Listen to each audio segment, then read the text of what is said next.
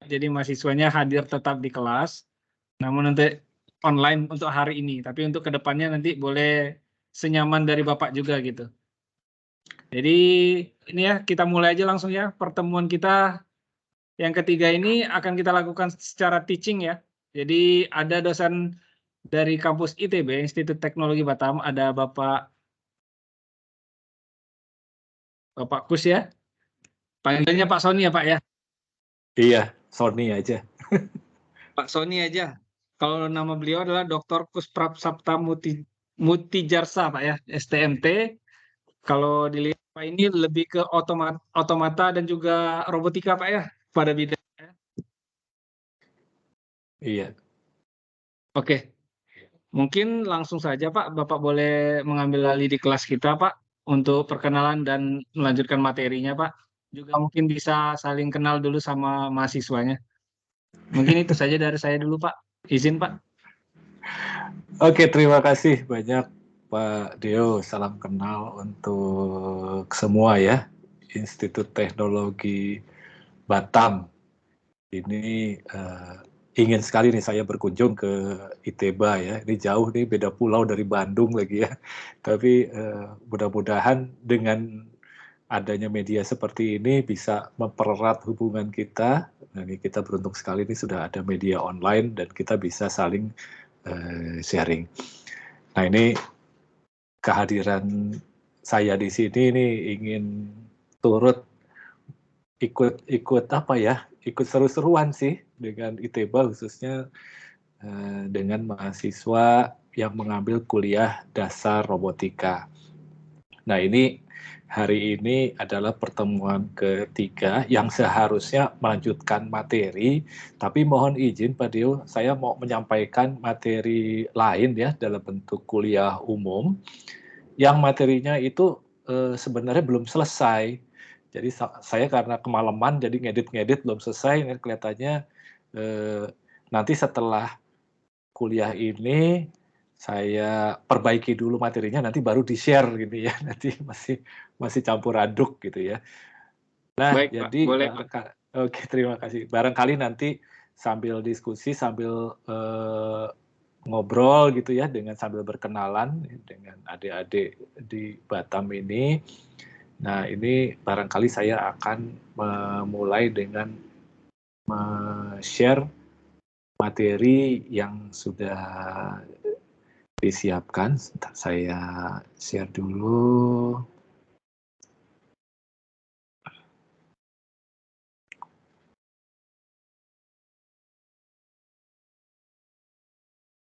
Baik, ini apakah sudah ini terlihat saya share sudah materi Pak? presentasi? Sudah. Oke, baik, terima kasih. Sudah ya. Baik, jadi ya ini ada satu materi yang sepertinya sangat menarik. Ini untuk sekalian perkenalan saya dengan seluruh peserta kuliah dasar robotika di ITEBA ini ya. Jadi hari ini saya mau menyampaikan materi, di mana materi ini,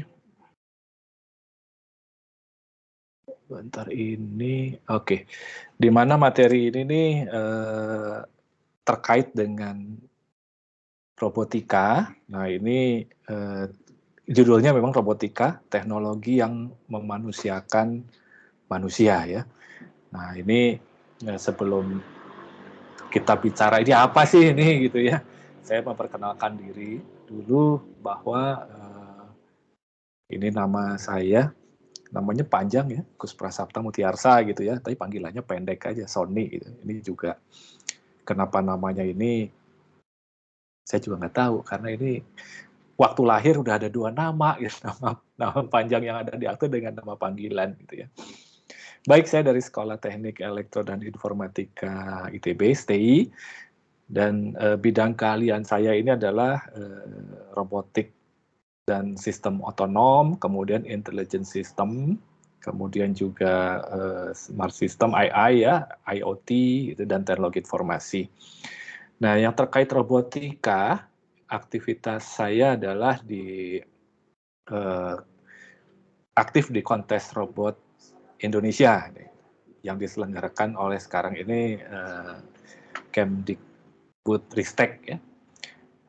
Nah, nanti kita bisa ada juga nanti di akhir perkuliahan ini ada yang ingin saya sharing dari kegiatan kontes robot Indonesia, di mana diharapkan ITEBA ini bisa nanti menjadi salah satu kampus ya. Banyak kampus-kampus di wilayah Sumatera yang cukup kuat gitu di robotika, sementara itu sebenarnya bukan kampus-kampus besar juga gitu. Banyak kampus-kampus yang sebenarnya tidak terlalu besar, tapi serius. Nah, inginnya nih nanti ITEBA ikut di kegiatan kontes robot Indonesia ini.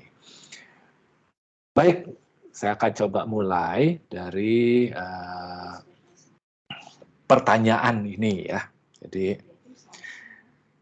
robotika dan sistem otonom ini adalah teknologi, dulu dikatakan ini adalah teknologi masa depan, tapi sekarang sepertinya udah bukan masa depan, tapi ini teknologi masa kini ya.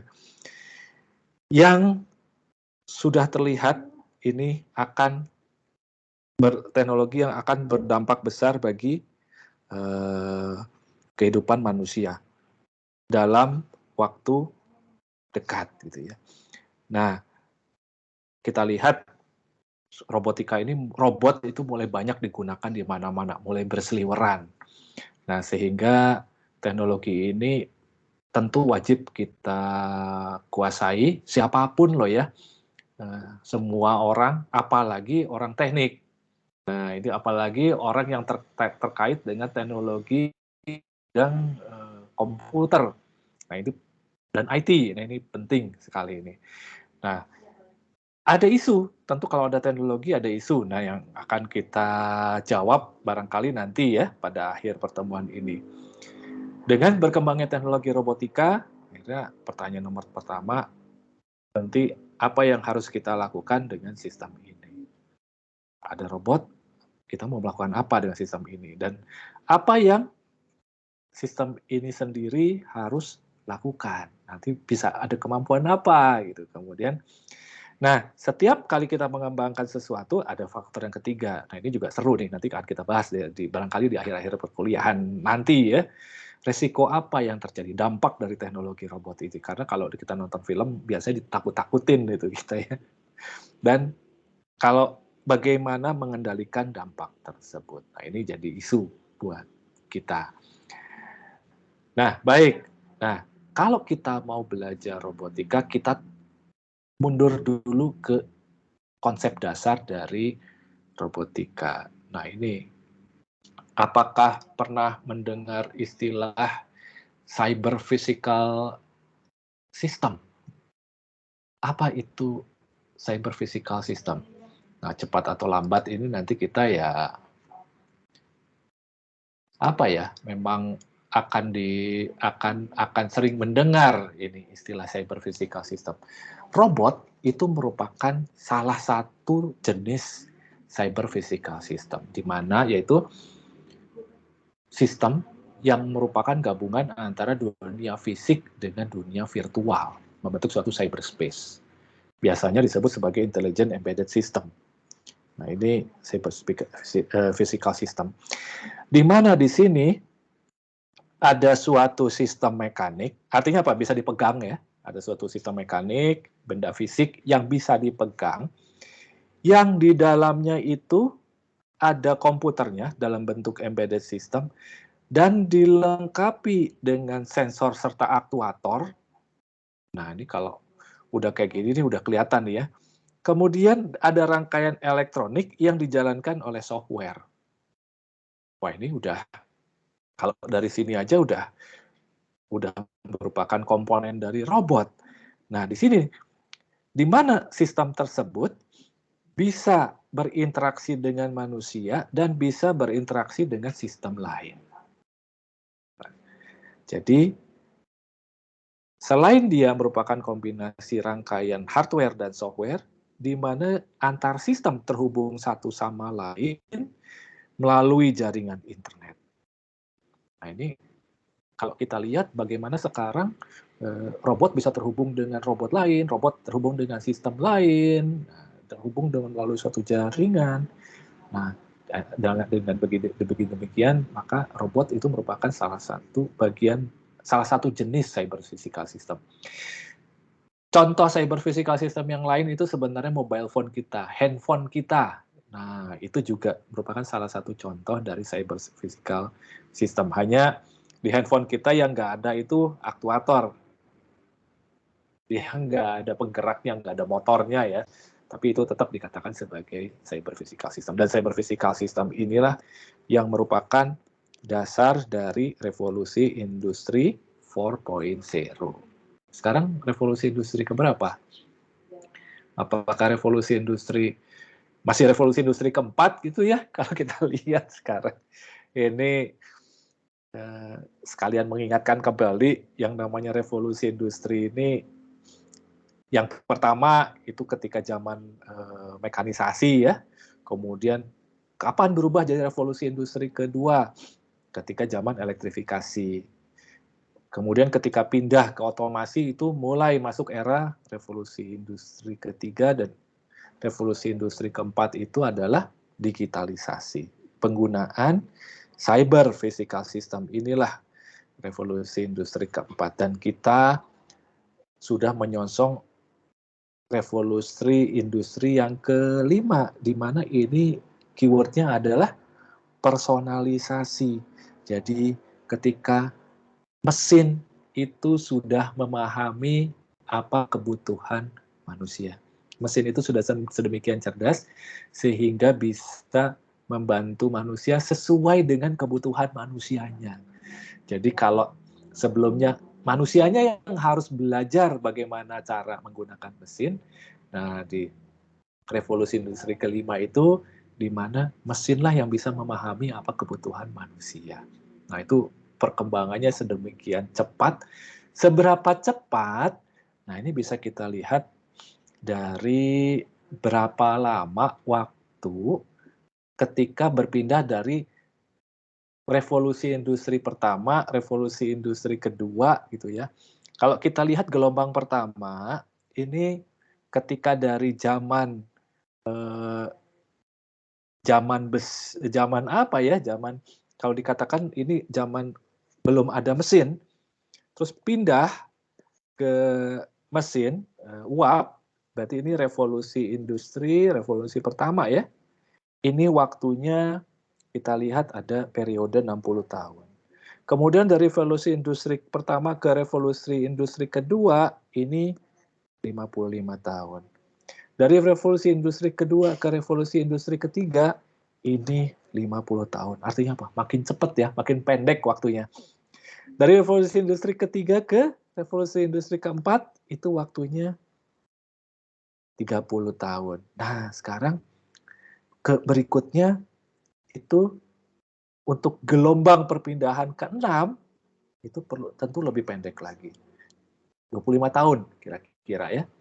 Nah, ini sampai tahun mana nih? Tahun berapa nih? Mulai, nah ini teknologi yang mengerti manusia di mana AI, IoT, robot, drones itu menjadi sesuatu yang barang yang sudah terbiasa digunakan sehari-hari. Ya, sekarang di antara kita siapa yang tidak menggunakan komputer? Siapa yang bisa hidup tanpa komputer? Nah, ini kita bertanya ke diri kita sendiri ya. Siapa yang bisa hidup tanpa komputer? Kita rasanya kalau komputer kita mati atau handphone kita hilang keselip aja kita udah panik gitu ya. Nah, nanti sejalan dengan waktu kita bukan cuma komputer aja, tetapi teknologi-teknologi robot juga nanti merupakan kebutuhan dari manusia seperti saat ini kita membutuhkan komputer. Karena itu ada perjalanannya. Nanti bisa diceritakan lebih detail ya di slide berikutnya. Nah, sekarang kita lihat dulu hasil survei dari Cisco nih misalkan ya. Saat ini penghuni bumi itu kan sekitar 7,4 miliar ya yang pertama. Nah, ternyata dari hasil surveinya Cisco ini pada tahun 2020 ini jumlah device yang terhubung ke internet ada 30 miliar. Dan rata-rata device yang terhubung per konsumen adalah 6,58 device. Artinya satu orang itu memiliki 6-7 device. Waduh, ya gitu. Nah, barangkali kita lihat saja sekarang. Kalau dilihat dari kelas ini, ada yang lihat komputer sambil di sakunya atau di mejanya ada mobile phone. Minimal udah ada 2 ya di situ ya. Nah, jadi ternyata kalau lihat kenyataannya, satu orang itu memiliki beberapa device. Bukan kita 2. Ada orang yang punya handphonenya 2, 3. Ada yang punya laptop di rumahnya ada desktop 4. Ada tablet juga 5. Udah banyak gitu ya. Nah, kemudian yang berikutnya 44% anak-anak di bawah usia 1 tahun menggunakan smart device. Ternyata bayi-bayi udah nonton YouTube pakai mobile phone. Wah, ternyata ini penetrasi digital sudah sedemikian deras ya. Kita lihat, dan yang kita lihat, yang kita loncat saja, yang terakhir, jumlah uang yang dibelanjakan oleh Uni Eropa untuk AI itu sudah menjadi prioritas sangat besar, di mana Uni Eropa dan US juga membelanjakan uangnya untuk teknologi robot. Ini sayang datanya saya lupa memasukkan ya. Jadi robot dan sistem otonom itu sudah menjadi teknologi kunci untuk perubahan era di sini.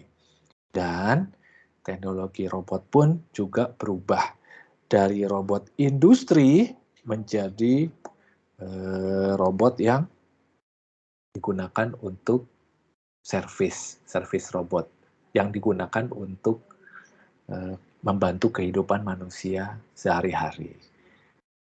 Nah, nanti kita lihat ya contoh-contohnya ya. Nah, kita bicara robot. Nah, Mbak, ini kemarin nih sama Pak Deo nih kan udah kuliah nih ya. Akhirnya sudah dibahas ini. Jadi robot itu apa sih? Apa itu robot? Nah, ini jadi ingin diskusi dulu nih di sini nih. Biar kita lihat ya. Ini di sini ada nama-namanya, jadi ingin kenalan nih ya. Nah, ini ada.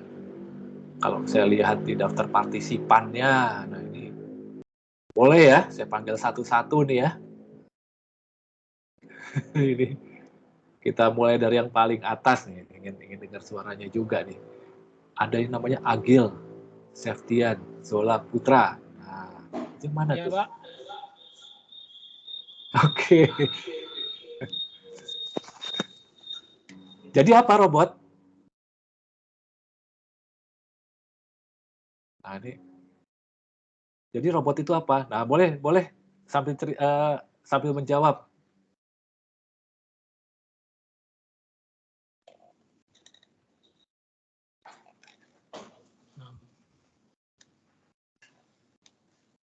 Robot adalah sesuatu yang saya tahu, saya pegang, tapi nyebutnya bingung gitu ya. Ya, begitu, Pak. Benar. Banyak. Jadi banyak definisinya loh ya tentang robot, dan robot itu berubah-ubah seperti AI. Definisinya juga berubah-ubah dari waktu ke waktu. Beli buku AI bilang definisinya ini, beli buku AI lagi definisinya beda lagi. Sama dengan robot. Robot juga definisinya bergeser-geser definisinya ya. Saya ingin kenalan dengan Agung Jati, Handaru Surya. Nah, mana tuh? Iya, Pak. Ini definisi robot apa nih? Robot perangkat alat mekanik yang bisa melakukan tugas fisik. Alat Dan mekanik yang robot bisa. itu, ya, Pak. Dan robot mengenai mekanikal, informatika, Oke, dan baik. hardware. Ya. Oke. Ya, Pak. Terima kasih. Nah, Misal, berikutnya, terima kasih Mas Agung. Berikutnya Andika. Andika mana Andika?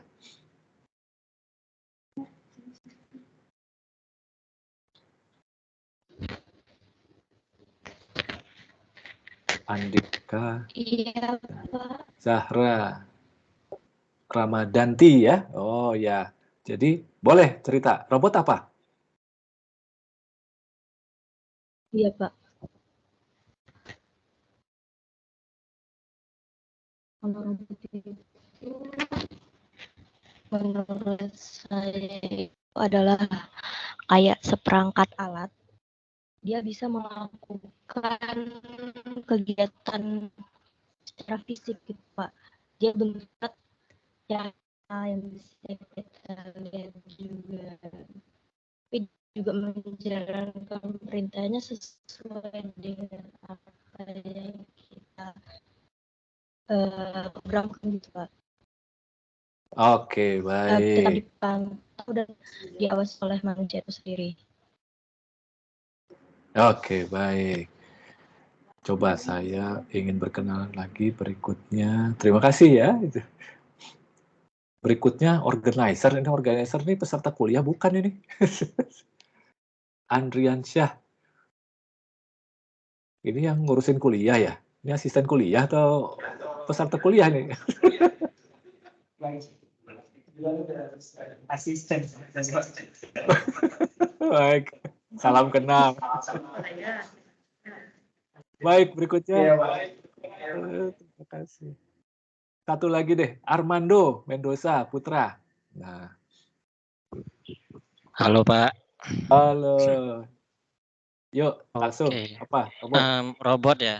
Kalau menurut saya robot itu kan banyak definisinya dan berbagai orang atau manusia yang memahami robot itu juga berbeda-beda. Nah, menurut saya robot itu semacam alat yang otomatis yang dimana dia bisa membantu kita dalam hal-hal yang berbahaya gitu dan juga yang hal-hal kecil gitu. Jadi mempermudah hidup banget sih itu. Ya, Itu sih. baik. Alat bantu ya manusia ya di situ ya. Iya. Khususnya untuk membantu di daerah-daerah yang manusia berbahaya gitu ya. Baik, robot itu memang banyak definisinya atau berubah definisinya dari waktu-waktu. Nah, sebenarnya pada kuliah robotika ini saya ini biasanya di pertemuan pertama ini kuis pertama itu dikasih kertas lembar kosong suruh gambar robot itu apa. Barangkali nanti pertemuan berikutnya saya bisa memperlihatkan gambar robot yang diperlihatkan peserta dari Stanford University. Lucu-lucu ya. Jadi itu juga mengikuti apa yang dilakukan di Stanford University. Itu apa itu robot gitu ya. Jadi kalau kita lihat akhirnya kalau kita ditanya robot, ini kan apa itu robot? Wah, langsung gelagapan. Langsung setelah itu langsung browsing, cari di internet gitu ya. Robot itu apa? Terus kita langsung browsing. Kalau perlu cari gambar robot ini di internet, insert image here gitu. Ya udah, saya cari browsing ke Google, kemudian di situ dilakukan dilihat apa yang terlihat gitu ya. Nah ini saya googling udah agak lama sebenarnya, waktu itu di googlingnya di pertengahan tahun 2020 ya, pas kebetulan bikin materi ini. Nah ini 3 yang hit pertama. Yang pertama itu apa itu robot, ya keluarnya gambar yang kiri ini. Jadi tentang humanoid robot. Nah ini setuju ya bahwa ini ya humanoid robot, ya robot yang bentuknya manusia dan itu robot gitu. Yang menarik adalah yang nomor 2-nya setelah di Google itu, di googling. Jadi ini ada artikel Microsoft to replace journalists with robot. Ini apa kira-kira maksudnya ya? Microsoft to replace journalists with robot. Nah ini kita ini aja ya, kita ngarang aja, kita diskusi aja sambil kenalan. Saya jadi ingin lanjut lagi ke yang berikutnya. Ada Arfi Kurnia nih. Ini kira-kira apa nih maksudnya nih? Yang di artikel kedua ya, Pak? Iya, artikel kedua nih. Microsoft to replace journalists with robot. Maksudnya apa? Microsoft ngeganti wartawan dengan robot. Ini maksudnya apa? Kira-kira Pak? Mungkin robotnya itu udah diprogram buat kayak dia ngejawab atau memberikan pertanyaan kayak yang ada saat ini itu AI reporter gitu Pak, yang udah dijalanin sekarang. Mungkin tapi sekarang itu dalam bentuknya robot yang awalnya dari AI Pak. Jadi seperti ChatGPT gitu, cuman dia jadi reporter gitu ya? Iya Pak, cuman dipindahin ke dalam robot itu aja Pak. Nah, dipindahkan ke dalam robot itu berarti ada suatu mesin yang bisa menjadi wartawan. Kurang lebih gitu sih Pak, Kurang setahu lebih gitu saya. ya. Oke. Iya Pak. Baik, terima kasih. Nah, saya mau nanya yang berikutnya nih. Terima kasih, Arfi. Asma Yusuf, ada nih, Asma Yusuf nih. Hadir Pak. Oke, setuju? Atau mau ditambahkan? Setuju Pak. Baik. Nah, artikel kedua ya, Microsoft to replace journalists with robot, itu sebenarnya bukan robot hardware, tapi robot software. Jadi nggak dibikin fisiknya, nggak ada microcontrollernya, nggak ada sensornya, atau sensornya itu sebenarnya software. Jadi kayak mesin Google untuk mencari informasi. Jadi ini seperti ChatGPT aja. Cuma dia bikin artikel. Ya, ChatGPT juga bisa bikin berita sekarang ya. Kita tanya apa, dia jawab panjang lebar, itu dijadikan artikel. Nah, jadi software bot. Nah, ini memang jadi perdebatan di antara para pakar. Apakah robot itu bisa dalam bentuk full software?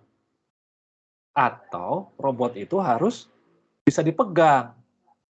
Nah, kalau kita lihat lagi yang baris ketiga, setelah googling yang di kanan, ini kebetulan di browse tahun 2000, jadi ketika pandemi COVID-19 masih tinggi-tingginya, itu ada delivery robot untuk bawa peralatan. Nah, kalau kita lihat yang ketiga, setuju itu robot ya. Nah, tapi yang kedua itu apakah betul itu bisa kita katakan robot? Nah, ini jadi perdebatan. Tapi silakan nggak setuju atau silakan semua boleh merdeka karena para ahlinya juga berantem gitu ya. Kalau saya, yang software itu kita sebut sebagai bot. Yang software saja kita sebut sebagai bot. Tetapi kalau ada bentuk fisiknya dan bisa dipegang, itulah robot. Nah, itu banyak ini ya, banyak versinya gitu ya. Nah, jadi kalau kita lihat ini juga mengulang saja bahwa kata robot itu kan diawalinya sebenarnya dari drama ya. Dramanya Pak Karel. Ini kan Pak Karel tahun 2001 bikin drama yang judulnya Rosom Universal Robot. Dikatakan robot itu adalah pelayan di sini. Serving gitu ya. Itu pertama kali kata robot itu dari Ceko gitu. Sejalan dengan waktu, robot itu ya perangkat otomasi di industri, jadi lengan robot, kemudian dari situ, tapi apakah betul itu robot? Nah, sejalan dengan waktu bergeser lagi. Jadi karena kita lihat di film-film ya ada dia bisa menalar, bisa berpikir, bisa menyelesaikan masalah, ada emosi, ada kesadaran, ya seperti gambar yang sebelah kiri ini gitu, humanoid robot gitu ya. Jadi ada inginnya ada sesuatu yang lebih, dia memiliki kecerdasan gitu ya, sehingga definisi robot ini adalah suatu bentuk fisik. Nah, ini robot ya. Jadi ada bentuk fisiknya. Dia bisa bekerja di lingkungan fisik. Dia bisa meraba. Nah, punya panca indera kayak manusia. Nah, ini bisa mensense. Kemudian dari situ dia bisa bergerak. Bergerak itu berarti memindahkan badannya dari satu tempat ke tempat lain. Dan dia bisa berpikir. Dia memiliki kecerdasan. Nah, di sini dia bisa bergerak gitu ya. Dan ada bentuk fisiknya. Inilah robot yang definisi yang modern, yang sekarang. Jadi dia bisa meraba, kemudian dari hasil perabaannya dia berpikir untuk melakukan tindakan dan dia bergerak dalam bentuk fisik. Nah, sehingga kita harus bisa membedakan ya antara robot dengan IoT. Nah, kalau IoT kan ada penggeraknya juga. Tapi penggeraknya itu paling untuk buka tutup pintu, untuk membuka tutup muter gitu ya. Hanya 1 derajat kebebasan. Dia tidak memindahkan seluruh badannya. Kalau dia memindahkan seluruh atau sebagian badannya, dia bisa berpindah tempat, nah itu baru kita katakan robot. Jadi ada juga yang bisa bergerak tapi itu bukan robot, yaitu sistem instrumentasi ya, atau sistem otomasi. Nah itu bedakan dengan robot. Kalau robot itu adalah perangkat fisik ya, yang bisa memiliki sensor, meraba lingkungannya, dan berpikir untuk mengambil keputusan dia akan bergerak kemana. Dia harus bisa berpindah tempat. Baik seluruh badannya maupun sebagian ya, kalau bentuknya tangan gitu ya. Nah, jadi kalau kita lihat perangkat-perangkat ini, nah kalau mesin yang dilengkapi sensor, nah itu kita katakan sebagai otomasi. Tapi kalau komputer yang dilengkapi sensor seperti handphone kita, itu kita katakan sebagai smart device. Kalau mesin yang dilengkapi komputer, kita sebut computer numerical control, CNC. Robot itu adalah gabungan dari suatu mesin, benda fisik yang bisa bergerak, yang pergerakannya itu dihitung dengan menggunakan komputer ya, ada otaknya, dan menggunakan berdasarkan sensor yang dimilikinya. Itu definisi robot kita ya. Jadi jangan nanti kalau diminta untuk bikin robot malah bikin IoT, bikin robot malah bikin sistem otomasi, bikin robot malah bikin ya smart device gitu. Nah ini jadi bedakan antara robot dengan bukan robot ya.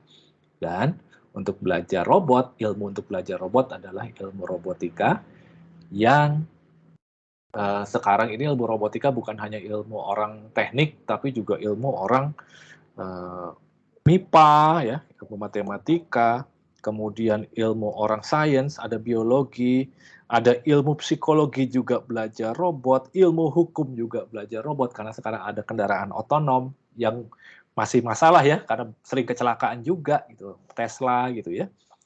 Nah, sehingga ilmu untuk belajar robot atau robotika itu adalah ilmu untuk semua orang sekarang. Nah ini jadi ilmu yang berkembang, karena itu kita khususnya nih, ini senang sekali nih di ITB ada kuliah wajib ya, wajib pilihan nih, dasar robotika nih ya, karena ini adalah ilmu, bukan ilmu masa depan lagi, tapi ilmu saat yang penting saat ini. Karena kalau kita lihat zamannya, ini kan ini perkembangannya udah lewat ini sekarang tahun 2023 kalau kita lihat tren teknologinya, di mana sebelumnya robot itu digerakkan oleh remote control, sekarang sudah betul-betul ingin full otonom. Nah, kalau kita lihat perkembangan teknologi otonom, nah ini mobil ya, mobil otonom, ini kalau kita lihat level-levelnya, di level 0 ini berarti mobilnya dikendali oleh supir, dan pada level 5 ini udah betul-betul nggak ada supir. Nah, di tengah-tengahnya masih ada supir, tapi kalau di level 1 itu fit off. Nah, artinya kita udah nggak usah mencet gas, nggak usah mencet rem. Ini udah mulai banyak mobil seperti ini. Avanza yang baru juga udah bisa fit off. Jadi dia kalau terlalu dekat dia ngerem sendiri, atau dia bisa ngikuti mobil di depannya, kakinya nggak usah gerak-gerak, nggak usah digunakan, itu udah bisa ya. Kemudian level 2 itu hands off, udah nggak perlu nyetir. Nah, ini yang masih masalah. Jadi masih sering salah mengambil keputusan komputernya gitu ya.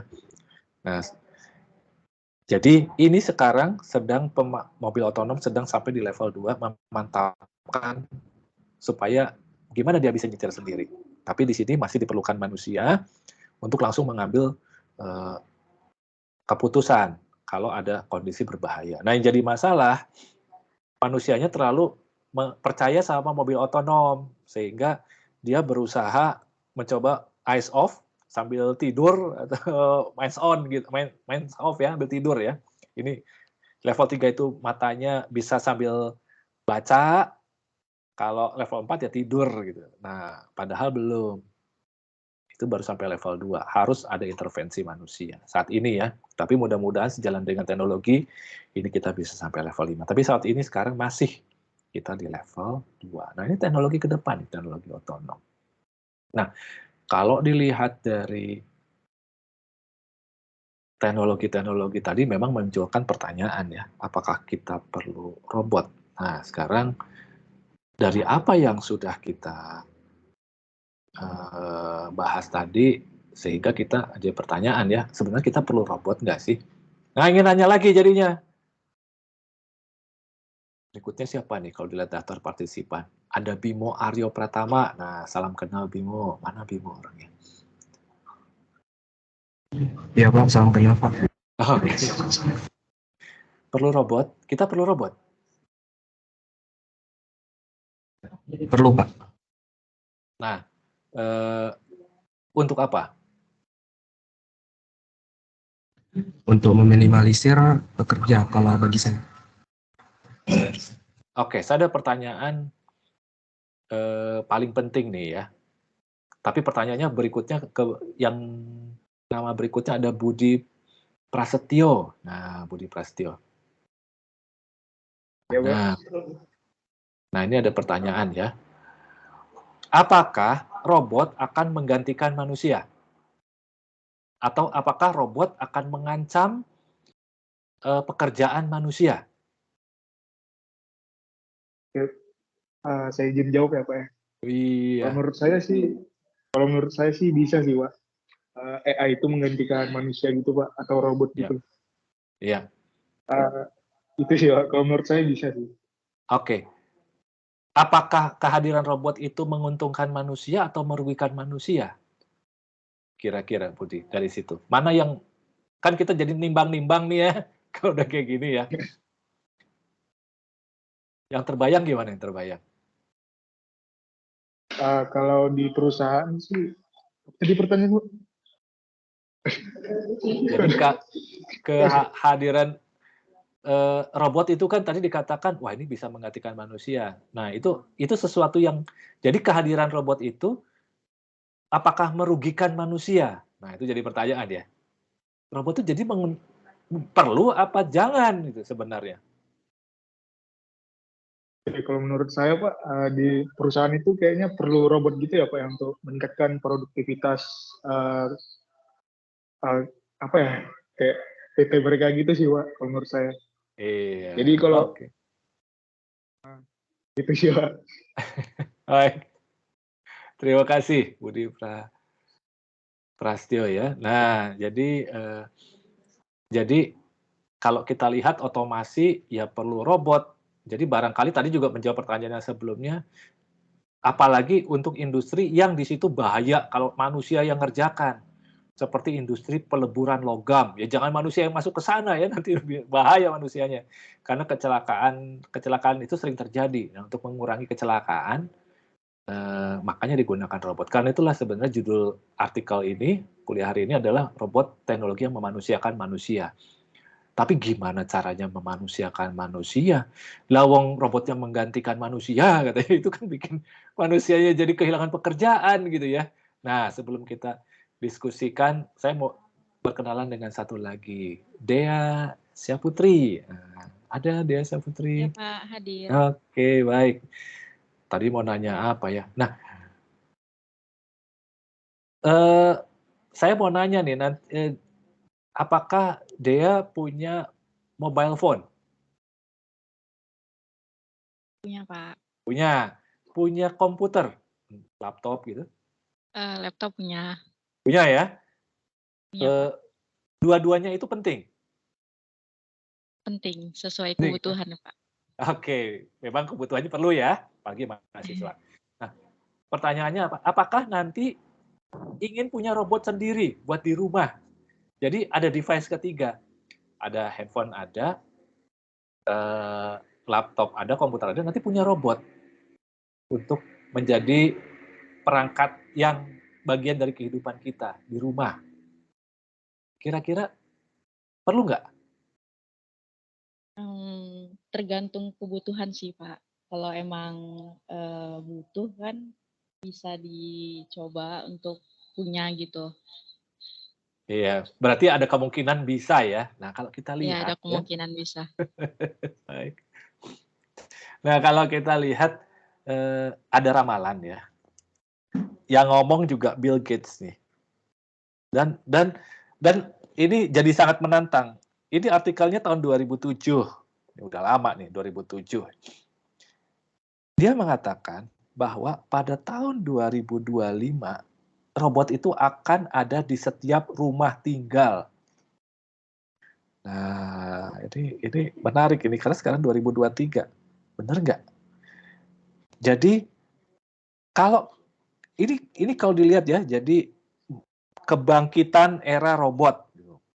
Robot di setiap rumah gitu ya. Jadi Bill Gates itu pengalaman dari mengembangkan komputer ya, selain sistem operasi Microsoft Windows kan yang beliau kembangkan. Itu dalam 4 tahun pengembangan komputer, yang komputer yang asalnya harganya mahal dan tidak terjangkau manusia tiba-tiba jadi semua orang punya.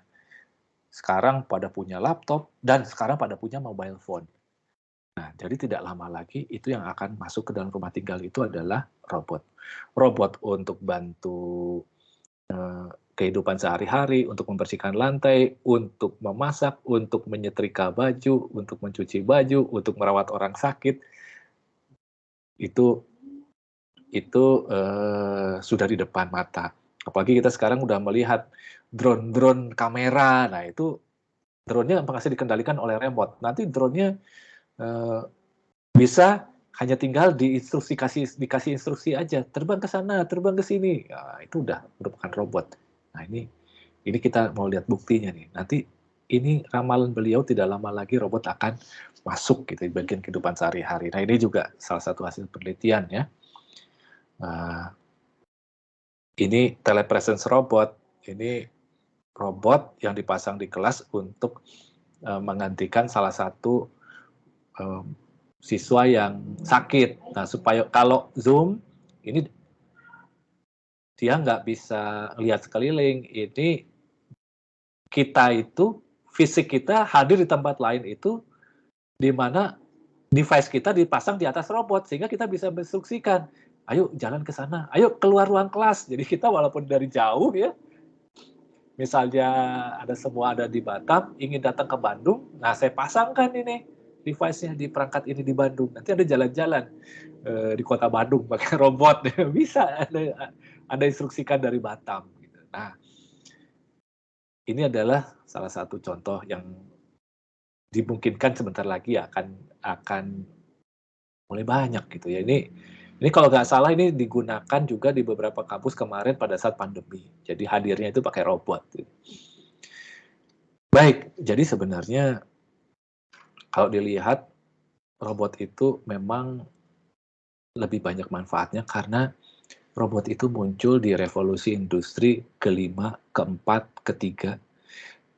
Kalau kita lihat revolusi industri pertama dengan adanya mekanik, itu kan banyak pekerjaan yang diubah, digantikan oleh mesin. Demikian juga ketika revolusi industri kedua, elektrifikasi, apalagi revolusi industri ketiga ya, otomasi. Nah, ketika pekerja yang biasanya kasar, tiba-tiba diambil alih oleh robot, sistem otomasi mesin-mesin industri. Nah, apakah terus itu membuat pekerjaan manusia terganti? Ya enggak ya. Jadi tetap pekerjaan manusia itu akan menjadi lebih baik karena robot itu fungsinya adalah membuat pekerjaan manusia itu menjadi lebih berkualitas. Seperti ini kebutuhan robot saat ini, tadi penduduk bumi 7 miliar. Luas lahan pertanian tidak bertambah, malah berkurang. Nah, gimana caranya supaya mengatasi hal ini? Artinya kita perlu teknologi untuk membuat kualitas hasil pertanian lebih baik. Dengan lahan yang terbatas, hasilnya lebih banyak. Nah, sehingga kita mengembangkan teknologi ya beberapa seperti teknologi robot, fleet of agribot, jadi robot-robot untuk memanen gitu ya, kemudian drone untuk survei kalau area pertanian itu ada diserang hama, gitu, langsung ketahuan dengan cepat. Dan teknologi-teknologi lain ini sapi yang bisa mengetik SMS ngabari ke petaninya kalau sakit. Petani, bos, saya sakit gitu kata sapinya gitu ya. Nah, bisa cepat. Jadi kalau ada penyakit antraks, penyakit apa gitu ya, mad cow itu bisa ketahuan karena sapinya lapor. Artinya dipasang sensor ya, di sapinya, kemudian sapinya memberikan informasi kalau ada sapi yang sakit. Nah, sehingga nggak keburu menyebar luas. Sehingga kualitas hasil pertanian, ketahanan pangan bisa menjadi lebih baik. Dan teknologi-teknologi ini, bagaimana robot itu bisa digunakan untuk membuat kehidupan manusia itu menjadi lebih baik. Ini berikutnya ya, ini terutama ya, bagaimana orang yang tunadaksa, yang kakinya diamputasi, tangannya diamputasi, bisa digantikan oleh teknologi robotika ini. Nah, ini bagaimana teknologi robotika ini penting. Karena itu, kita belajar robotik, membangun robot. Nah, ini menurut Pak Deo nih kuliahnya ini akan nanti kita akan bikin robot ya. Nah, sekarang sebelum kita bikin robot, kita belajar robotika dulu. Nah, baik. Nah, sekarang gimana cara belajar robot sampai bisa bikin robot? Nah, ini taksonomi ilmu robotikanya. Nah, kalau mau belajar robotnya, pertama kita harus belajar dasar robotikanya dulu. Kalau sudah belajar dasar robotika, nah baru kita mempelajari komponen-komponen dan mengembangkan dalamnya, baru kita membuat aplikasinya. Tahapannya seperti itu. Nah, yang menarik adalah dasar robotikanya. Nah, kalau kita lihat beberapa perkuliahan di kampus-kampus di luar, itu ada beberapa mazhab, beberapa pendekatan, di mana dasar robotika, nah ini dasar robotika itu isinya sebenarnya terkait dengan teori kendali. Ini isi kuliah dasar robotika. Kinematika, dinamika, mekanik, actuation. Ini isinya adalah lebih banyak ke kendali sebenarnya. Nah, hanya saja isinya jadi banyak menggunakan matematika, matriks, dengan menggunakan toolsnya MATLAB. Biasanya begitu. Nah, hanya ini sudah bukan sekarang pendekatannya lebih modern. Nah, kita coba jangan terlalu banyak teori, tapi kita coba langsung prakteknya dulu, teorinya mengikuti. Nah, sehingga ada pendekatan yang seperti ini, ada pendekatan yang lebih praktis. Nah, kita mencoba pendekatan yang lebih praktis. Nah, ini ya. Kalau pendekatan klasik itu yang namanya kuliah robotika itu adalah kajian matematika dan analisis kinematika. Nah, ini tahun 87 nih ya. Nah, pendekatan klasik. Kalau pendekatan praktisnya, nah ini. Jadi desain dan implementasi mobile robot. Karena robot itu adalah hal yang praktis, akan berjalan di dunia sesungguhnya, dan seringkali realitas dalam desain atau teorinya itu tidak sesuai ketika diimplementasikan di dunia nyatanya. Nah, sehingga seringkali ya nggak terbukti teorinya. Ngapain belajar gitu ya. Jadi di kuliah di TEBA ini kita coba pendekatan teorinya dulu secara yang dasar-dasarnya dulu, tapi kita langsung cepat-cepat ke pendekatan praktis supaya kita bisa langsung merasakan langsung. Gitu ya. Nah, nanti beberapa karya ya bisa dicoba dibangun. Kalau ini yang memang yang hasil penelitian ya. Jadi yang gambar foto kiri itu adalah robot bermain bola, sepak bola, yang kanan itu tadi ya robot telepresence itu gitu ya. Dan beberapa hasil-hasil penelitian atau hasil tugas akhir sih terkait robotik, ini ada beberapa hasil tugas akhir kolaborasi dengan Fakultas Seni Rupa dan Desain itu yang ini. Jadi yang kiri atas ini robot patroli, yang A ya, kemudian yang B itu adalah Intelligent Robotic Mobility Aid ini untuk membantu orang yang mengalami orang tua di sini. Jadi karena pikun atau perlu tongkat, nah itu diganti dengan robot untuk menuntun dari satu tempat ke tempat lain. Atau juga yang bawahnya robot untuk tunanetra, pengganti tongkat, dan pengganti anjing penuntun digunakan robot. Nah, jadi robot itu digunakan untuk menolong manusia yang memiliki disability ya, keterbatasan gitu.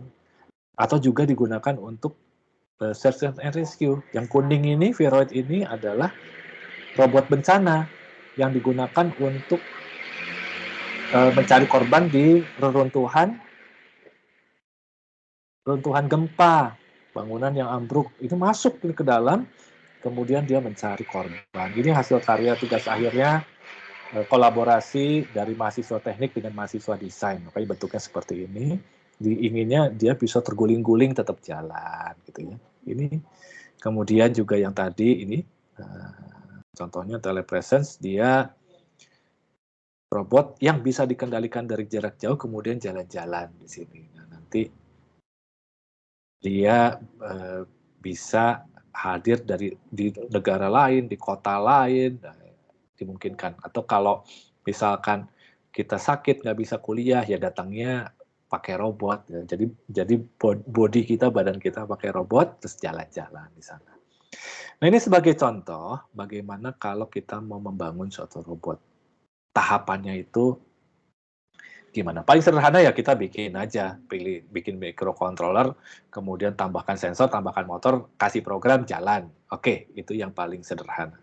Tetapi kalau yang sudah lebih serius, nah kita harus mengembangkan tahap demi tahap. Nah ini udah mulai rumit ya, tapi nggak apa-apa lah, biar tahu dulu. Kita bicara arsitektur robot, ini harus kelihatan. Kita barangkali ada kuliah arsitektur komputer, nah robot juga ada arsitekturnya. Jadi kalau membangun robot, ada layer-layernya, seperti layer pada komputer. Nah, ada 4 layer ya, kita mulai dari layer paling bawah. Kita mulai bangun penggeraknya, sistem penggeraknya, dan sistem sensornya. Jadi ini layer yang paling dekat dengan dunia fisiknya, yang bersentuhan dengan dunia fisik, roda dan sensor, yang meraba dunia fisik. Jadi seperti OSI layer jaringan komputer harusnya udah dapet ya. Kalau di OSI layer jaringan komputer, yang layer physical layernya, driver layer itu physical layernya. Nah, ada roda, jadi isinya adalah sensor dengan roda. Nah, di atasnya yang mengendalikan roda itu adalah ya motion control di sini yang menggerakkan roda. Ini contohnya ada 3 roda. Nah, supaya dia bisa bergerak ke kanan, ke kiri atau maju, ini bagaimana koordinasi antar roda, kemudian bagaimana informasi yang diberikan ini dikirimkan ke informasi sinyal PWM-nya si motor. Jadi motor ini geraknya maju apa mundur? Motor ini geraknya maju mundur. Nah, itu di layer yang bawah yang driver. Nah, di atasnya ini yang hitung. Berapa banyak, berapa lama motor itu bergerak? Kemana? Berapa lama? Nah, strategi pergerakannya dilakukan di platform layer. Ini harus dilakukan oleh sesuatu yang berbeda. Nah, ini berbeda layernya. Artinya apa? Artinya bisa ada, bisa enggak. Nah, kalau ada ya untuk untuk mengatur pergerakan ini. Nah, nanti ini bisa kita pelajari pada saat kita belajar motor ya. Nah, tapi ini mau gerak berapa lama kemana, berapa banyak kemana, belok kanan atau belok kiri, dari mana? Dari layer di atasnya lagi. Layer di atasnya lagi itu layer navigasi atau algorithmic layer. Jadi ada misalnya path planning. Dia nggak mau gerak dari satu tempat ke tempat lain. Nah, di sini. Nah, setiap layer itu bisa berbeda prosesornya.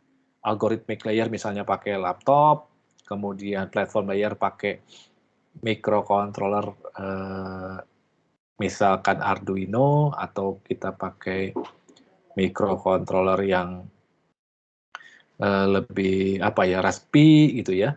Atau driver layer ini bisa pakai yang ada microcontroller lagi, Arduino, untuk ngatur informasi dari sensor atau informasi dari motor. Nah, untuk robot yang lebih advance seperti ini, microcontrollernya bisa banyak dan komputernya bisa banyak.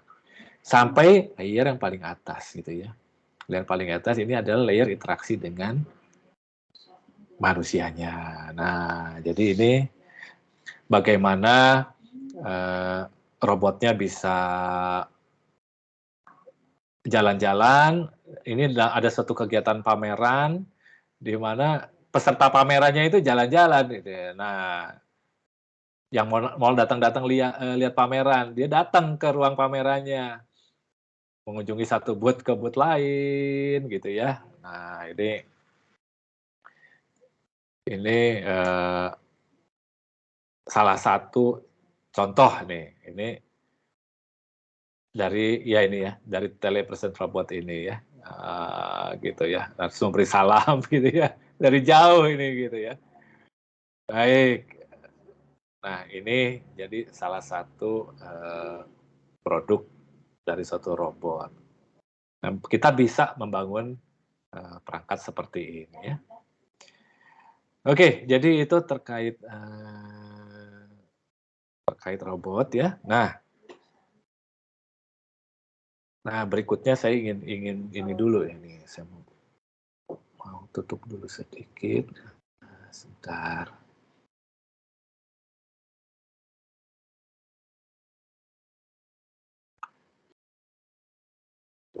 Mana ini? Saya mau stop sharing, mau ganti dulu. Baik, nah dari sini kita bisa melihat ya bagaimana teknologi robotika dan bagaimana apa yang bisa kita lakukan. Dan mudah-mudahan dari sini nanti bisa ada banyak yang tertarik untuk TA-TA-nya terkait dengan robotik ya. Kalau dilihat nih banyak robot di atas meja tuh. Nah, baik, sampai di sini dulu. Barangkali ada komentar dulu, ada pertanyaan. Silakan.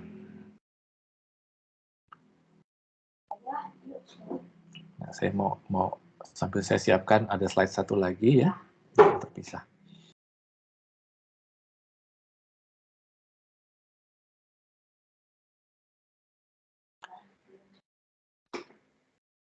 Baik, ini saya mau share slide satu lagi. Nah, ini menyemangati ya. Jadi kompetisi robot. Nah, ini bagaimana Institut Teknologi Batam ini harus mulai muncul di kontes robot Indonesia ini ya. Jadi kontes robot Indonesia ini udah lama, udah cikal bakalnya ya dari tahun 1993, tapi kontes robot Indonesia sendiri mulai dari tahun 2003 ini ya. Pesertanya ini data ini kalau dilihat ya, tahun 2019 ini sebelum pandemi ini ada 138 perguruan tinggi. Nah, ini dari wilayah Sumatera itu banyak pesertanya. Nah, ini seru nih. Jadi inginnya ITEBA ini menjadi pemain baru juga nih dari wilayah Sumatera, menjadi penantang karena memang yang kuat itu ya kampus sebelah ya, Politeknik Poli Batam gitu ya, Politeknik Negeri Batam. Tetapi beberapa kampus lain juga cukup kuat. Jadi seperti dari teman di salah satunya yang swasta seperti UTI di Bandar Lampung, Universitas Teknokrat Indonesia, itu juga termasuk salah satu pemain kuat. Termasuk juga yang dari Aceh juga banyak, dari Sumatera Utara juga, dari Medan, kampus-kampus Medan juga banyak yang terlibat. Nah ini perlu segera dimulai nih ITEBA ya untuk aktif di kontes robot Indonesia nih. Baik, di sini kalau lihat pesertanya data tahun 2020 turun gara-gara pandemi aja gitu ya. Nah tapi sekarang ini sudah mulai pulih lagi, ini datanya belum diupdate. Nah ada 6 kategori atau 6 divisi pada kontes robot Indonesia. Nah ini saya perlihatkan ya, yang pertama itu adalah kontes robot ABU Indonesia, KRAI. ABU itu singkatan dari Asia Pacific Broadcasting Union.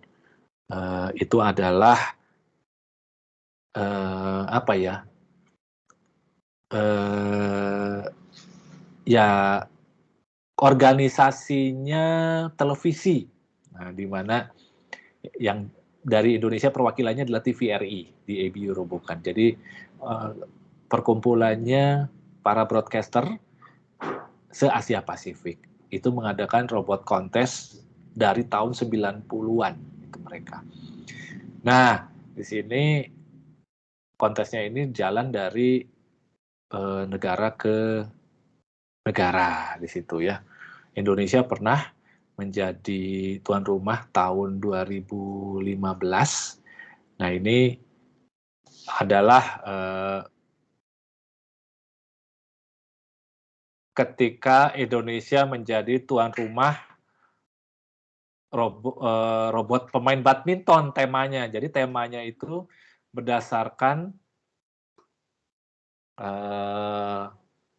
sebentar. Saya ini dulu ya. Ini suaranya nggak keluar ya? Kelihatannya Tidak, Pak. Tidak, Pak. Nggak keluar ya? Saya ulang lagi. Saya ulang lagi share-nya karena tadi waktu nge-share lupa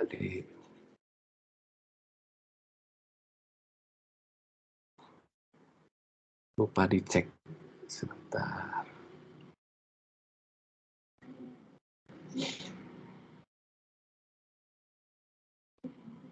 Saya share ulang.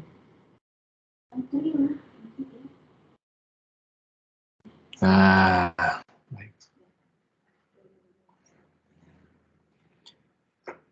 baik. Jadi ini tahun 2015 Indonesia menjadi tuan rumah ABU Robocon. Temanya memang berbeda-beda dari tahun ke tahun, ditentukan dari tuan rumahnya. Nah, tergantung ketika di Mesir itu bangun piramid, ketika di Thailand itu membangun kuil temple gitu ya. Ketika di Indonesia, ketika di Vietnam itu ada permainan khas Vietnam. Nah, ketika di Indonesia itu robot yang bisa mampu bermain bulu tangkis di sini ya. Nah, ini adalah saya lupa ini tim Cina lawan apa ya. Indonesia waktu itu jadi tuan rumah dan menjadi juara ketiga pada kompetisi.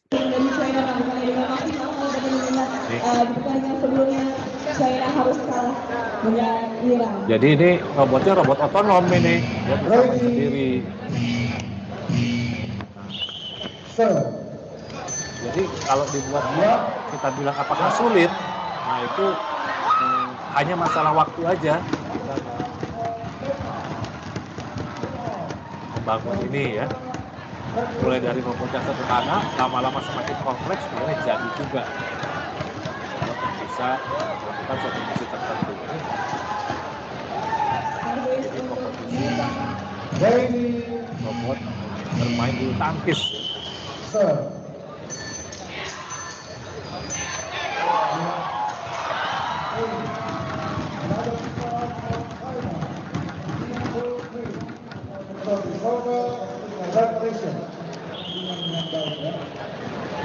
Kalau tadi kalah bahwa Iran sekarang mereka benar-benar menunjukkan kemampuan dari robot. Ready.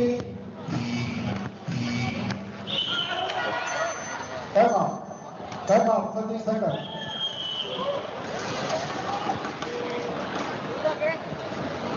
Tiga puluh detik time out untuk tim dari Tiongkok. Tadi kami cukup menyebarkan ya Aldia. Hanya satu raket dan bisa. Jadi kita menambahkan juga chemical kabel. Ready. Sir.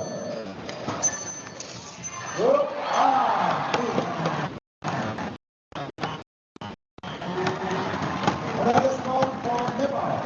3-all. Service over. Preparation.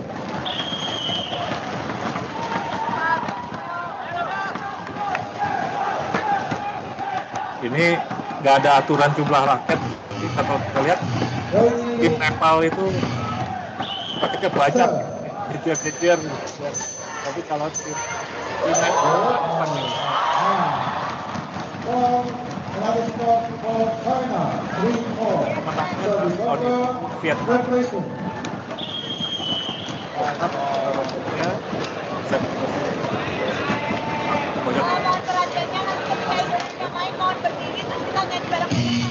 Ready. Sir. Score for China. 5-3. This is the end of the game. Nah, kalau tidak salah, robot yang dari Nepal itu pakai remote control, dikendalikan dari jarak jauh, sementara yang robot China ini otonom.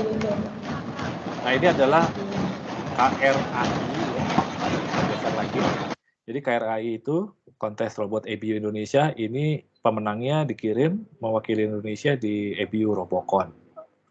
Nah, ini muter ya. Nah, yang terakhir itu di India. Gitu ya. Sebelumnya di ini juga ada yang di Fiji ya. Nah, baik. Nah, ini yang menarik pada tahun 2020 ini pandemi.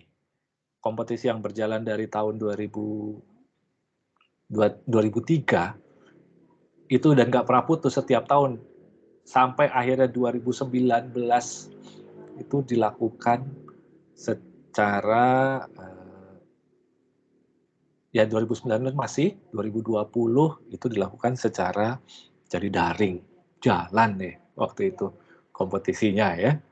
Jadi walaupun pandemi sedang parah-parahnya, nah jadi pesertanya itu adalah bermain atau bertanding di kampusnya sendiri, di lapangan sendiri, dan langsung ditampilkan secara live.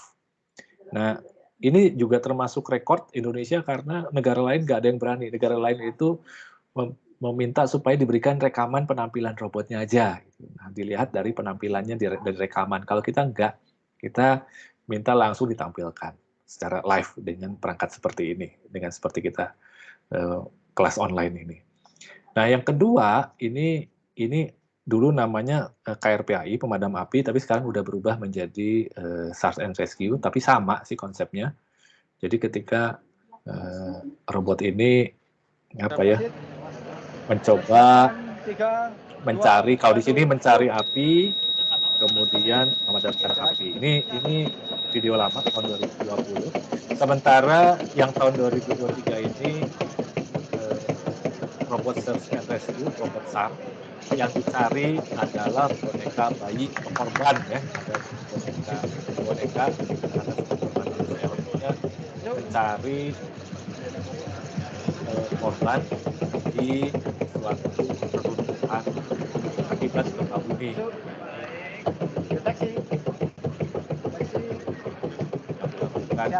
Kalau yang lalu itu adalah mencari posisi api kemudian memadamkan. Padam 39,7. Nah, setelah padam, robotnya pulang ke base-nya gitu ya. Demikian juga tahun 2020 ini dilakukan secara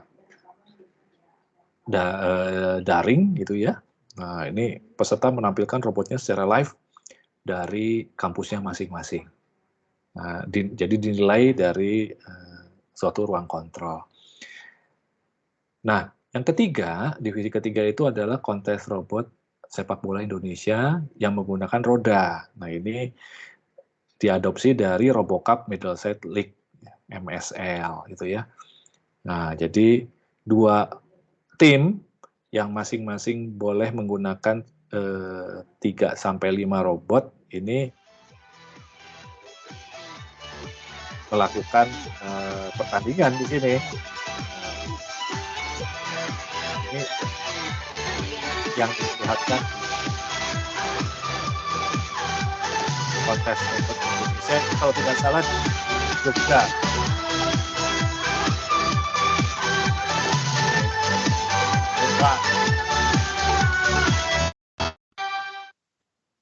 Nah, ini juga pada saat pandemi kemarin, nah ini dilakukan di kampus masing-masing. Misinya jadinya nggak bisa 1 lawan 1, tapi kemampuan robot untuk menemukan bola, mengambil bola, kemudian mengoper dan menendang ke gawang. Nah, setidak-tidaknya jangan sampai mahasiswa karena kondisi pandemi terus betul-betul jadi dingin gitu ya. Kita ingin menjaga tetap hangat ini kontes robot ini, jadi tetap diadakan di kampus masing-masing. Tentu dengan protokol ya. Nah, yang keempat ini adalah kontes robot sepak bola Indonesia humanoid. Nah, ini jadi bagaimana robot yang berbentuk humanoid ini bermain bola ya. Nah ini diadopsi juga.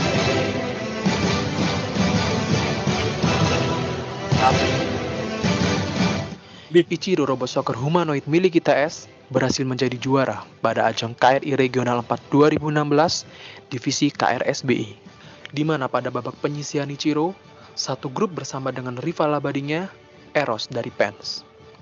Pada babak penyisian kedua, Ichiro bertemu dengan Eros, dan mereka takluk di tangan Eros dengan skor 2-1. Tapi itu tidak menurunkan semangat bagi Ichiro. Mereka tetap semangat dan mengalahkan semua lawan-lawannya. Ichiro bertemu kembali dengan Eros di final dan berhasil membalas kekalahan mereka di awal dengan hasil cukup dramatis, yakni 2-1. Sekian laporan dari Politeknik Negeri Jember, Kru ITS TV melaporkan.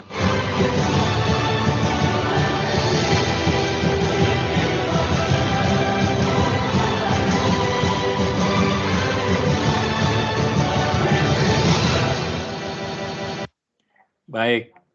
Nah, tahun 2023 ini yang berlangsung di bulan Juli kemarin itu pemenangnya adalah Politeknik Negeri Batam ya, Poli Batam. Nah, ini ITEBA ini harus menjadi ini ya kekuatan nih. Jangan cuma Poli Batam aja nih yang kuat di situ. Baik, demikian juga tahun 2020 ini ya dilakukan juga tetap ada ya secara daring. Nah, hanya waktu itu karena nggak bisa bermain bola saling berhadapan ya diganti ini kategorinya, disesuaikan ya. Jadi bagaimana dia robot mampu menggiring bola di lapangan sendiri karena dimulai dari ada lomba lari cepet-cepetan gitu ya, kemudian lomba menggiring bola, kemudian oper-operan bola. Ini yang divisi keempat. Divisi kelima itu robot tarik. Nah, jadi bagaimana dari tahun ini dimulai dari tahun 2010 robot yang bisa menampilkan tari-tarian di Indonesia. Nah, ini tema-temanya dari macam-macam dari berbagai provinsi yang ada di Indonesia. Nah, kalau yang tahun 2023 ini kebetulan kompetisinya di Semarang. Nah, tema tarinya juga tema tari dari Jawa Tengah gitu ya. Saya lupa namanya apa ya. Nah, ini adalah salah satu tahun berapa ini ya? Ini kalau tidak salah di Yogyakarta.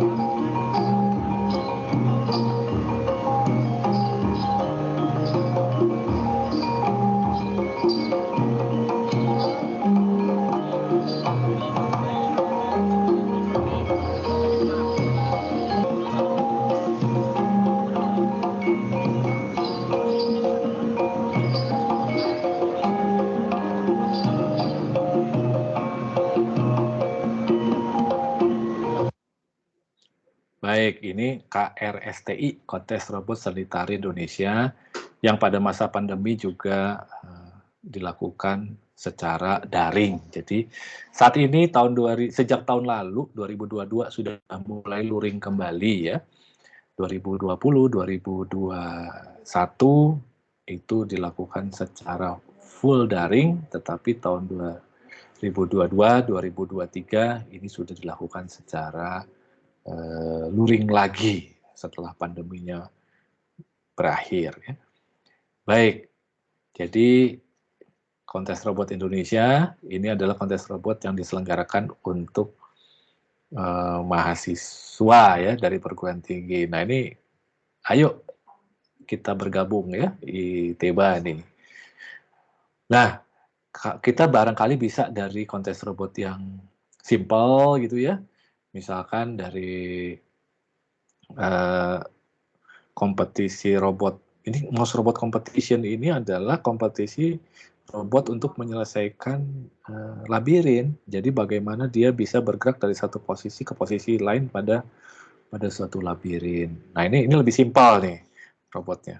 Jadi misinya misi sederhana. Dimulai dari misi sederhana sampai pelan-pelan dikembangkan menjadi misi yang lebih kompleks gitu ya. Nah jadi first step is to learn the maze. It does this with a left hand on the wall strategy. Kita mulai dari That means as it reaches an intersection, if it can go left, it will turn left. Otherwise, if it can go straight, it will go straight. Otherwise, if it can turn right, it will go right. If it reaches a dead end, it will turn around and go back. Dengan baik. As it visits each intersection, it will make a note of those kita intersections bicara and which way it bagaimana went. mulai dari With the driver goal layer of ke learning platform the layer eventual best path to the bangun finish line. dimulai dari garis. This is a whiteboard material with 3/4-inch black electrical tape on it. It's spaced with a 6-inch grid. The grid isn't really important in this instance because there are no loops, so the robot doesn't really care about that. Atau barangkali kita lihat yang ini kiri ya. Jadi ini kalau ini dia jalan di suatu labirin. Kalau yang kanan ya itu ya line follower ya. Kalau yang ini labirin. Nah, jadi bagaimana dia bisa, misinya adalah bergerak dari pojok kiri ke pojok kanan. Nah, dia masih nyasar-nyasar nih kan ya. Dari posisi start cari jalan gitu. Nah, kemudian targetnya itu di pojok kanan, startnya di pojok kiri. Nah, dia sambil jalan tentu dia punya memori, dia coba mengingat. Nah, ini algoritma layernya untuk membuat strategi, untuk membuat peta dari labirin ini dibangun. Bikin peta, dia jadi sambil jalan, sambil mengingat, akhirnya dia sampai ke posisi goal. Kompetisi ini setelah sampai posisi tujuan, dia pulang. Dia kembali lagi, karena dia tadi sudah mengingat petanya, maka dia bisa kembali ke posisi startnya tanpa muter-muter lagi ya. Posisi startnya ada di bagian kiri bawah. Nah, jadi startnya di kiri bawah, goalnya di kanan atas. Nah, dia misinya kan cepet-cepetan. Nah, karena dia sudah cepet, dia bisa lebih cepat. Oh, tuh dia udah geraknya udah nggak nyari-nyari lagi, tapi dia sudah punya memori sehingga dia bisa sampai dengan optimal. Gitu. Nah, kompetisi ini adalah kompetisi tahunan dan dilakukan dengan maze-nya atau labirinnya berubah-ubah ya. Yang dihitung adalah waktu dia sampai ke tujuan dan waktu sampai kembali lagi ke posisi asal. Nah, ini pada trial berikutnya dia bisa semakin cepat, bisa meningkatkan kecepatannya. Nah, dia kalau jalan lurus dia lebih cepat, tapi kalau begitu mau ujung dia mengurangi kecepatannya. Nah, jadi ada pengaturan kecepatan, bisa lebih cepat. Nah, apakah ini kecepatan tertingginya? Enggak juga. Kalau kita lihat dia pergerakannya, dia bisa miring ya, makin optimal gitu. Nah, ini kita bisa mulai dari mengembangkan robot-robot seperti ini. Nah, jadi penggeraknya dibangun sedemikian. Nah, akhirnya bagaimana supaya bisa optimal untuk menyelesaikan suatu misi mass solving seperti ini, gitu ya. Baik, nah jadi ini terkait dengan kontes robot. Nah, mudah-mudahan dari sini, ayo kita belajar robot, tapi jangan cuma belajar aja. Bikin robotnya. Nah, dari situ, ayo kita ikut kompetisi. Nah, ini jadi kita punya pengalaman lebih. Ikut dalam satu kegiatan kompetisi itu membuat kita jadi punya pengalaman lain ya di sini ya. Baik, sekarang oke. Nah, itu jadi mudah-mudahan materi-materi itu bisa membuat jadi kebayang ya. Peluang-peluangnya apa, caranya gimana. Nah, ini ada beberapa tahapan, kemarin sudah dijelaskan apa itu kuliah pertemuan pertama kedua ya, terkait dengan definisi robot, apa itu robot, kemudian juga komponen robot itu apa. Nah, nanti dari sini, ayo kita lanjutkan lagi membahas perbagian komponennya, ada bagaimana menggerakkan suatu robot, bagaimana menggerakkan suatu motor, gitu. Kemudian dari situ bagaimana sensor itu bekerja, gitu ya. Kemudian bagaimana mengkoordinasikan antara sensor dengan motornya. Nah, sampai di sini, apakah ada yang ingin ditanyakan? Boleh, silakan. Saya izin bertanya, Pak. Oke, silakan. Untuk Pak Sony, kami ini kan masih termasuk baru ya Pak dalam ilmu robotika. Jadi kalau misalnya nih kami kayak ingin lebih memperdalam nih dalam ilmu robotika, itu saran yang Bapak bisa berikan ke kami itu apa ya Pak? Baik, jadi sebagai ini ya, saya ini orangnya benar-benar baru, jadi kalau sebentar, saya mau buka satu slide lain ya, sambil saya buka. Dari mana saya mulainya? Dari mana saya mulai melangkah gitu? Ini satu hal yang penting di sini. Nah, sebentar. Saya coba jawab pakai slide aja. Nah, barangkali kuliah ini salah satunya ya.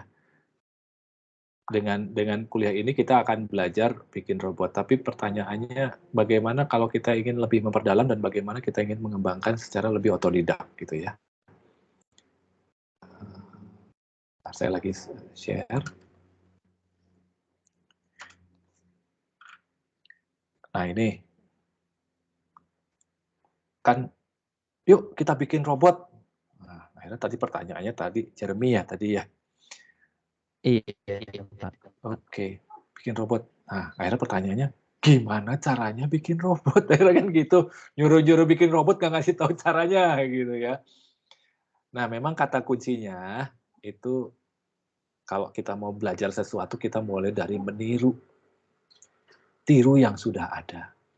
Kemudian di situ kita mulai mengembangkan. Jadi dari yang kita tiru, kita ubah-ubah. Kita edit-edit, kita ubah-ubah, kalau perlu sampai meledak gitu. Nah, itu udah seru tuh. Kalau sudah, akhirnya kita baru bisa menciptakan sesuatu. Nah, kalau kita meniru itu biasanya tugas kuliah, mengembangkan itu tugas akhirnya TA itu mengembangkan. Kalau udah mencipta itu biasanya tesis atau disertasi. Nah, niru dari mana gitu ya? Niru dari mana? Nah, saat ini ada beberapa software sih Kita sebenarnya kalau belajar bisa dari software simulator dulu.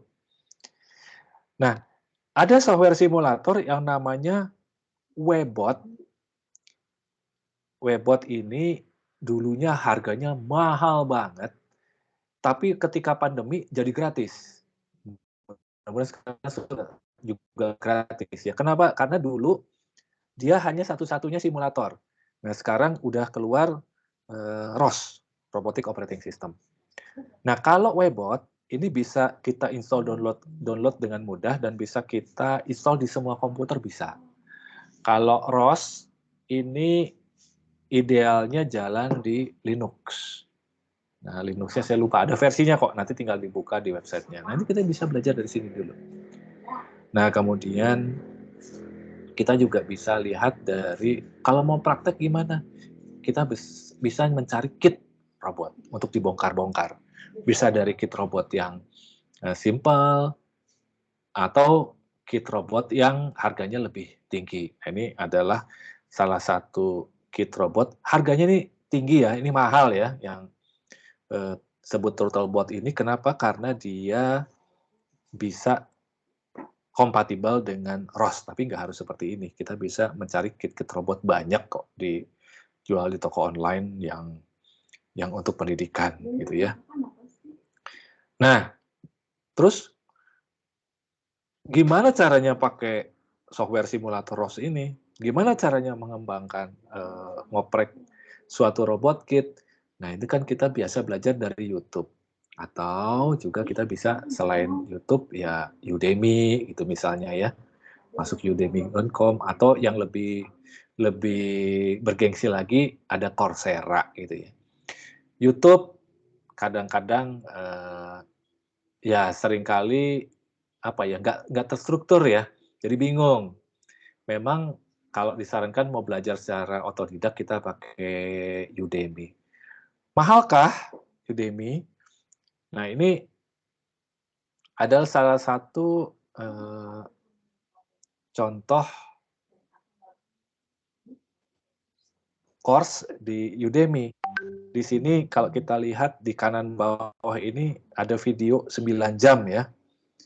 Nah, ini di mana kita belajar membuat robot dengan Arduino. Saya kira kita semua udah paham Arduino. Yuk kita bikin ya, mulai dari yang sederhana. Nah, untuk bayar course-nya kita lihat di sini nih. Ini sering diskon di Udemy. Kalau di sini sebagai contoh yang harganya 1,9 juta didiskon jadi 269.000 gitu. Nah, ini cukup murah nih sebenarnya, karena berapa sih ini kan sebenarnya kalau dihitung-hitung sebagai investasi, di mana nanti setelah menyelesaikan course ini kita bisa mendapatkan sertifikat. Sertifikatnya bisa kita masukkan ke LinkedIn kita. Nah, ini menarik ini. Sebenarnya 269 ini kan saya saya buat slide ini 2 tahun yang lalu ya. Kemarin saya baru beli course baru di Udemy yang bukan 86% off tapi 90% off. Harganya tinggal 100.000. 150 $1. Jadi harganya ini, kalau ini kan $2 ya. Nah, sekarang itu lagi dipotong-potong juga, di diskon-diskon jadi $1. Nah, 150.000. Rasanya 150.000. Coba berapa sih uang yang kita keluarkan sebulan untuk membayar pulsa atau membayar mobile phone kita? Jadi kalau kita banding-bandingkan dengan yang lain, ini rasanya investasi yang bisa kita ambil. Nah, dari sini dengan seperti ini kita belajar membangun, dilihat tahap demi tahap, step by step, sensornya apa, motornya apa, gitu. Nanti juga saya akan memperlihatkan cara menggerakkan robot itu seperti apa, rangkaiannya seperti apa, itu juga nanti diperlihatkan. Tapi untuk lebih cepatnya ini bisa pakai Arduino, pasti punya lah, di lab juga ada, bisa segera dicoba-coba. Nah, ini adalah salah satu cara untuk belajar robotik yang praktis ya, praktis secara secara otodidak gitu ya. Nah, gitu. Baik. Nah, kira-kira seperti itu. Mudah-mudahan maksudnya ke situ ya. Iya Pak, nggak apa-apa Pak. Cukup seru Pak, saya lihat Pak. Cuman ya jatuhnya ke biaya sih Pak kalau dari saya. Kembali lagi ya, jadi biaya itu bisa jadi mahal atau murah itu memang relatif. Kalau kita saya ada slide lagi. Wah, ntar saya ingin kalau kita bicara biaya, ada yang ingin saya perlihatkan lagi. Saya buka dulu.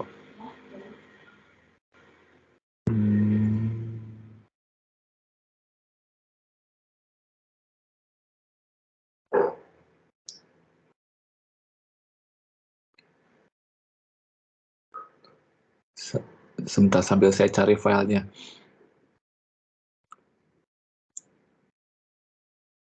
Filenya kok terselip di suatu tempat.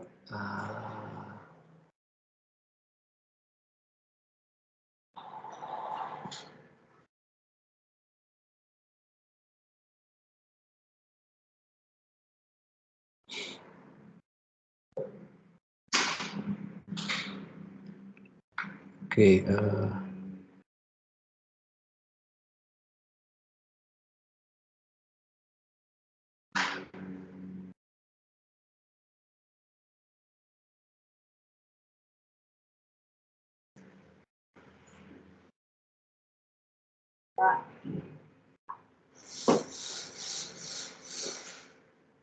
Oke, baik. Ini saya share lagi.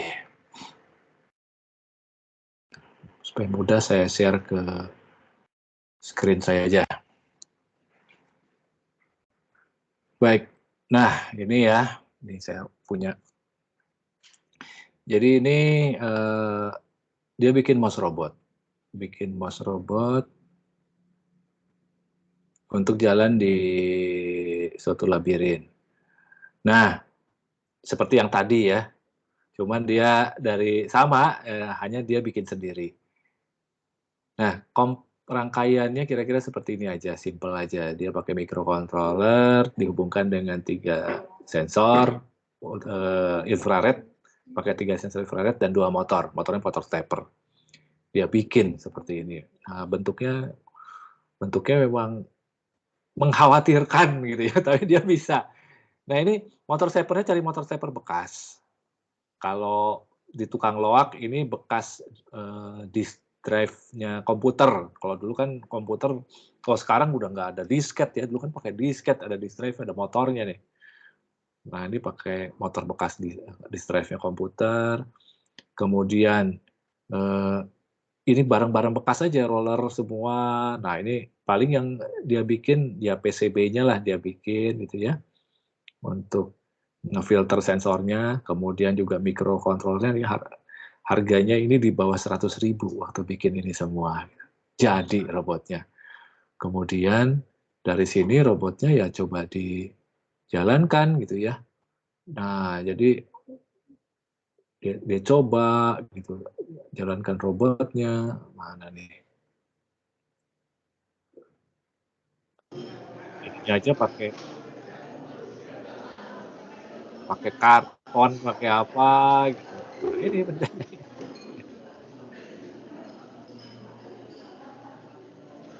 Ya, nabrak.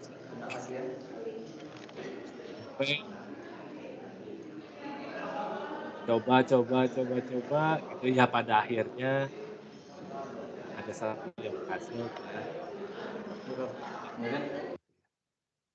berhasil juga pada akhirnya dengan segala usaha. Nah, beda harga memang jadinya beda tantangan. Kalau yang murah itu kadang sensornya memang perlu kita kalibrasi lagi, nah sehingga dia bisa sukses. Tapi kalau yang mahal memang sensornya sudah terkalibrasi sejak dibeli.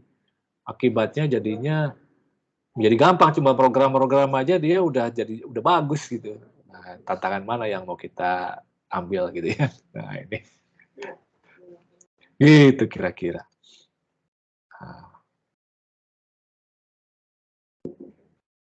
Nah, mudah-mudahan jadi penasaran ya. Bisa kok. Mau yang mana? Uangnya ada berapa? Ayolah gitu. Kita bikin. Gitu. Terima kasih Jeremy ini. Pertanyaannya menarik sekali ya. Memang kita harus Iya, Pak. disesuaikan dengan situasi, kondisi keuangan terutama ya. Iya, Pak, betul, Pak. Baik. Oke, di sini ada Fajri. Fajri yang mana? Fajri Rahmat Ilahi. Ya, Pak. Oh.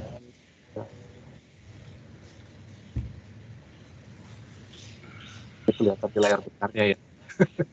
Punggungnya ya. Kelihatan. Kemudian ada remis berikutnya kata Ersada. Nah itu. Halo, Pak. Langsung ketawa orang ini. Nampakan dia. Baik, terima kasih. Ini sambil kenalan ya. Baik, berikutnya kalau Muhammad Farhan.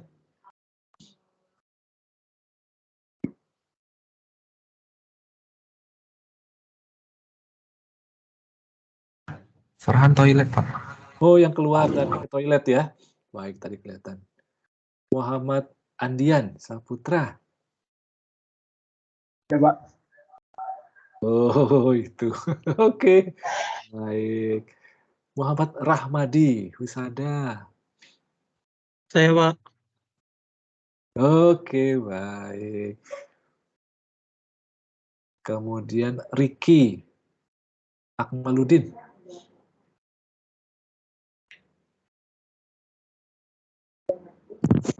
Oke, Pak.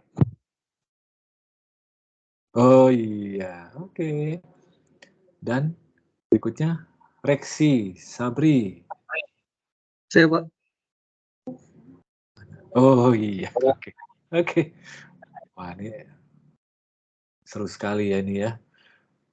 Nah, ini mudah-mudahan ya. Jadi kita akan dari sini kita akan pertemuan berikutnya kita akan lebih bahas lebih detail. Nah, bagaimana cara mulai dari setiap layer tadi ya. Dan nanti berikutnya kita coba bagaimana menggerakkan robot itu bisa bergerak. Bagaimana pergerakan robot. Nah, dimulai dari menggerakkan motornya dulu. Nah, bagaimana motor menggerakkan roda atau menggerakkan kaki. Nah, di situ. Dan menggerakkan tangan. Nah, ini udah mulai bergerak nih. Setelah itu bagaimana meraba. Nah, akhirnya bagaimana dari sensor bisa mengendalikan motor. Nah, ini dari situ kita mulai coba eksperimen untuk membangun robot. Ya, kira-kira seperti itu. Ada lagi? Barangkali. Nah, ini kayaknya lebih seru juga nih kalau ketemu langsung ya. Ini Pak Dio nih kapan-kapan saya mampir ya. Jangan ini aja, jangan dari jauh ya Pak Dio ya. Siap-siap Pak, sedang kita diskusikan sama Kaprodi Pak. Oh iya ya, mudah-mudahan. Jadi senang nih ketemu langsung nih.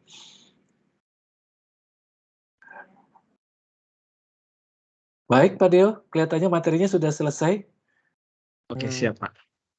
Mungkin kita bisa ketemu di materi selanjutnya di minggu depan Pak ya. Ya, minggu mendatang kelihatannya kita akan masuk ke aktuator ya. Jadi kita bicara motor. Udah mulai ke komponen-komponennya lagi Pak ya, lebih mendasar Pak ya. Iya, kita mulai masuk ke komponen-komponennya. Baik. Oke, mungkin saya harapin untuk materinya, untuk dasar mungkin sudah sama persepsinya Pak, sama anak-anak juga. Mungkin bisa kita lanjutin nanti lebih menjurus ke robotnya, pembuatan robotnya. Iya. Boleh Pak, kita akhiri Pak ya pertemuan kali ini. Mungkin terima kasih banyak kepada Pak Sony dan juga para mahasiswa. Pertemuan kali ini kita akhiri. Saya tutup. Assalamualaikum warahmatullahi wabarakatuh. Selamat malam. Waalaikumsalam. Terima kasih semuanya atas kehadiran dan atensinya ya. Luar biasa. Mudah-mudahan semua semakin semangat. Sampai bertemu lagi di lain kesempatan. Mohon maaf bila ada salah kata-kata. Terima kasih. Selamat malam semuanya. Selamat malam, Pak. Terima kasih, Pak. Selamat malam, Pak. Terima kasih, Pak. Makasih, Po. Izin, silakan yang lain boleh